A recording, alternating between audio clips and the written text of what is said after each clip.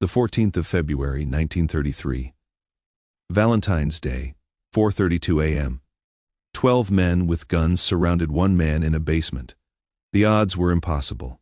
Dutch Schultz had sent his deadliest crew to kill Bumpy Johnson, Tommy the executioner, Vento the Butcher, Icepick Delaney, 9 more killers, whose names even the police didn't know. They had Bumpy cornered in the Cotton Club basement. No witnesses, no way out, no mercy. 90 minutes later, only one of those 12 men walked out alive, and the message he carried back to Dutch Schultz made the most feared mobster in New York go pale. This is the story of the night, a 27-year-old enforcer became a legend. The night Bumpy Johnson proved that sometimes being outnumbered isn't a disadvantage, it is an opportunity. You think you know how this ends? You think this is another story about luck and violence? Think again, because what happened in that basement didn't just save Bumpy's life. It changed the rules of organized crime in New York forever. Let me take you back to 1933. The Harlem Renaissance was over. The Depression had hit hard, and people were desperate. When people are desperate, they gamble. The numbers racket, illegal lottery. You bet a nickel, you could win $50. For people making $7 a week, that nickel was hope. Dutch Schultz saw that currency. A German Jewish mobster from the Bronx who'd made millions bootlegging. But Prohibition was ending, and Dutch needed a new empire. He looked south to Harlem and decided he wanted it all. There was just one problem. Harlem already had kings. Madame Stephanie St. Clair, the Queen of Numbers, and her enforcer, a young man named Bumpy Johnson. Bumpy wasn't like other muscle. He was smart, had educated himself in prison, reading Shakespeare and philosophy. He understood that respect in Harlem was earned through loyalty. When Madame St. Clair's runners got robbed, Bumpy got the money back. When dirty cops shook down black businesses, Bumpy made them disappear. He was strategic, and he refused to bow to Dutch Schultz. January 1933. Dutch sent emissaries to Harlem. They sat down with Madame St. Clair at her club on 133rd Street. The message was simple. Work with Dutch, pay tribute, or get buried. Madame St. Clair, a Caribbean immigrant who'd built her empire from nothing, looked at these white men sitting in her club and said, "Get out." The emissaries turned to Bumpy, standing in the corner like a shadow. "You want to be smart about this, boy."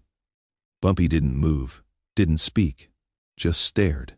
That stare, the one that made men check their life insurance policies.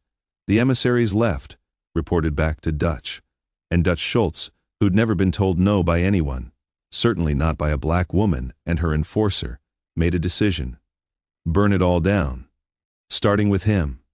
Dutch didn't just want Bumpy dead. He wanted it to be a message, public, brutal, the kind of death that makes everyone else fall in line. So he assembled his deadliest crew.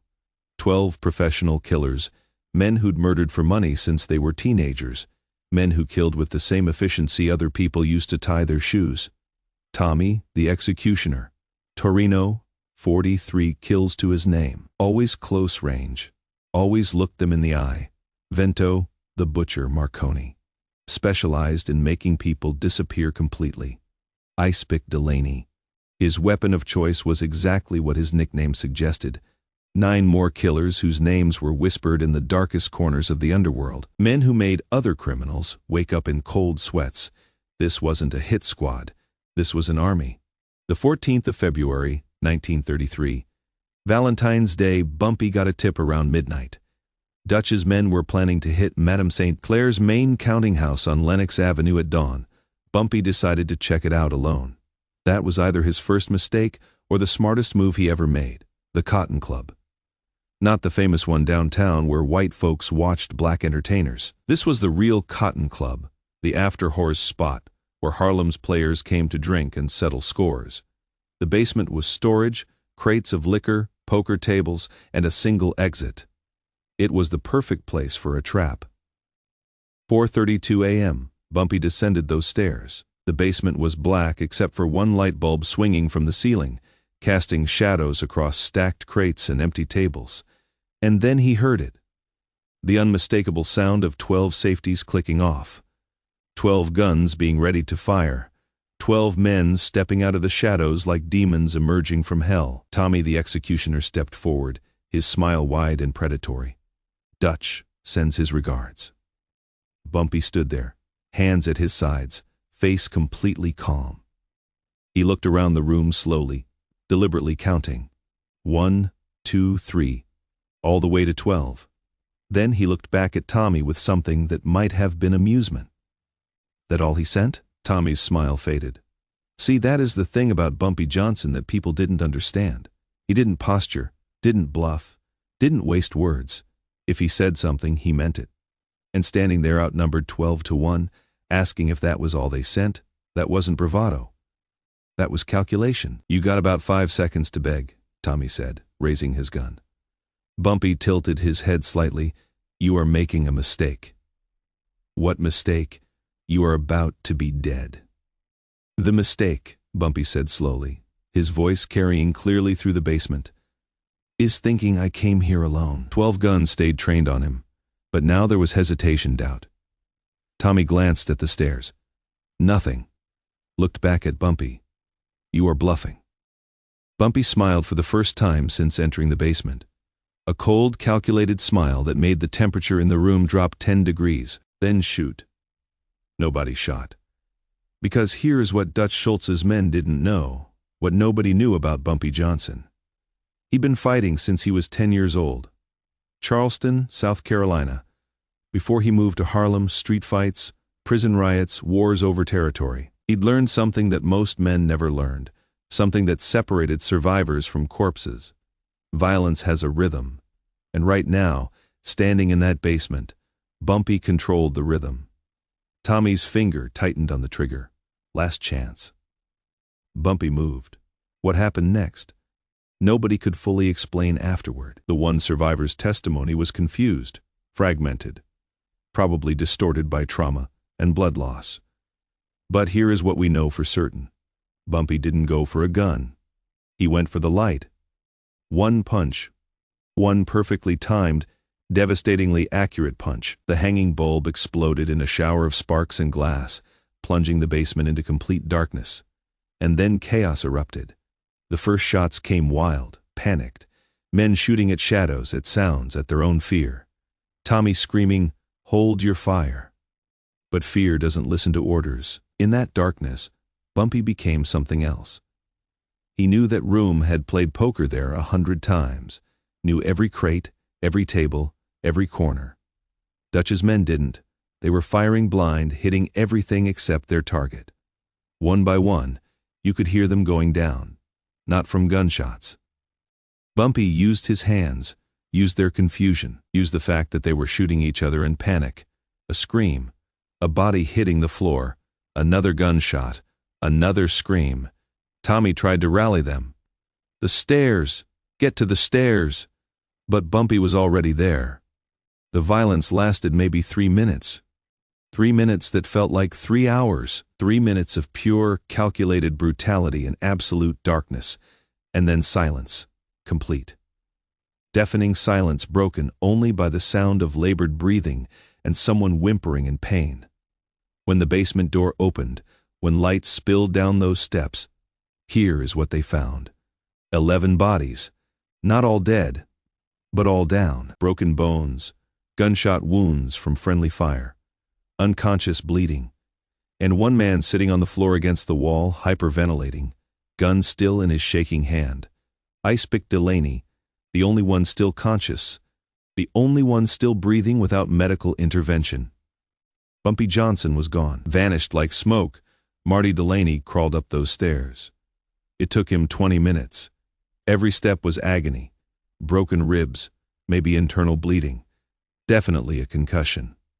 He made it to the street as the sun was coming up, flagged down a cab with blood, soaked money, and gasped out an address. Bronx, Arthur Avenue, Dutch Schultz's headquarters. 8:17 a.m. Marty stumbled into Dutch's social club, leaving a blood trail. Dutch was eating breakfast, eggs, toast, coffee, reading the morning newspaper. He looked up, saw Marty covered in blood, and went still. "Where are the others?" Marty couldn't speak at first. just shook his head, tears mixing with blood. "Where are my men?" "Dead," Marty whispered. "All of them. He let me live." Dutch stood up slowly. His newspaper fell to the floor. "He what?" "He let me live to give you a message." The entire room went quiet. Dutch's lieutenants, his accountants, his bodyguards, everyone stopped what they were doing and watched. The only sound was Marty's ragged breathing. What message? Dutch's voice was ice. Marty reached into his jacket with trembling fingers. Dutch's men immediately reached for their weapons, but Marty pulled out something none of them expected. A single playing card, the ace of spades, covered in blood. He placed it on the table in front of Dutch with a soft tap that sounded like thunder in the silent room. He said, "To tell you, Harlem's not for sale. And if you send more men, send more cards. He is collecting a deck." Dutch Schultz stared at that card for a long time. His men waited for the order. Waited for Dutch to unleash hell. To send 50 men to burn Harlem to the ground. To declare total war on everyone and everything north of 110th Street. Instead, Dutch picked up the card, studied it, then smiled. Not a happy smile. A resignation smile. "He has got balls," Dutch said quietly. "I'll give him that." "Boss, we can't let this." Dutch held up his hand, silencing his lieutenant. "You know what it costs to go to war with someone who is not afraid to die? Someone who is smarter than you. Someone who has an entire neighborhood behind him. It costs everything. And for what? Numbers money. There is easier money." Dutch dropped the card in the crystal ashtray on his desk and lit it on fire. The flames consumed the blood, stained spades as everyone watched in stunned silence. "We're done in Harlem. Let Bumpy Johnson have it." The decision shocked everyone in that room. Dutch Schultz, the man who'd gone to war with Lucky Luciano, who'd killed his own partners when they crossed him, who never backed down from anyone, was backing down. Why? Because Bumpy had done something even Dutch respected. He'd proven he was willing to die for his principles, and men like that, you don't fight them. You either kill them, or you leave them alone. And Dutch couldn't kill him. Years later, a reporter tracked down one of the Cotton Club's old employees, asked him what really happened that night. You want the truth? Bumpy wasn't alone. He had 4 guys upstairs the whole time. They locked the basement door from the outside once Dutch's men went down. Bumpy could have killed all 12 if he wanted, but he let one live on purpose. Because Bumpy understood something, killing Dutch's men would start a war. Humiliating them, that ends it. Whether that is true or legend, nobody knows for sure. What we do know is this. After that night, Dutch Schultz never sent another man to Harlem. Bumpy Johnson became the undisputed king of Harlem's underworld, and for the next 35 years, he protected that neighborhood like it was his own family, not with indiscriminate violence, with strategy, with intelligence, with a code, and that ace of spades. Bumpy kept it, framed it, hung it in his office as a reminder of something every king needs to remember. Respect isn't given, it is taken. The 14th of February, 1933, 12 men walked into a basement to kill one man. One man walked out to deliver a message, and Harlem was never the same. The most dangerous weapon isn't a gun, it is not a knife. It is not even numbers. The most dangerous weapon is knowing that some things are worth dying for. And when you find a man who truly believes that, who is willing to bet his life on his principles, you don't fight him. You respect him. Dutch Schultz learned that lesson the hard way. 12 professional killers learned it the hardest way possible. And Bumpy Johnson? He went home, had breakfast with Madame St. Clair, and continued building an empire that would last for decades. Sometimes the best way to win a war is to make your enemy realize they can't afford to fight it.